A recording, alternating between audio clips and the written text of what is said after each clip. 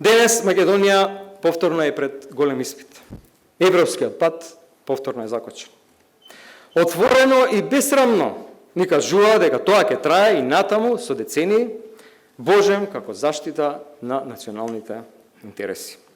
А тоа е една безобзирна лага. Нема поголем интерес, ниту државен, ниту национален, ниту безбедносен, ниту демократски, од членството во Европската Унија и НАТО.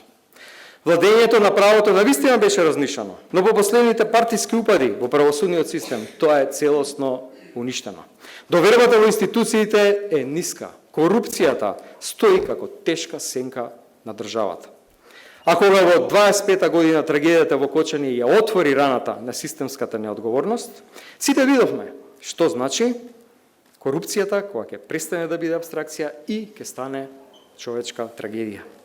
Токму затоа борбата против корупцијата не смее да биде ниту партиска поза, ниту некаков медиумски спектакл.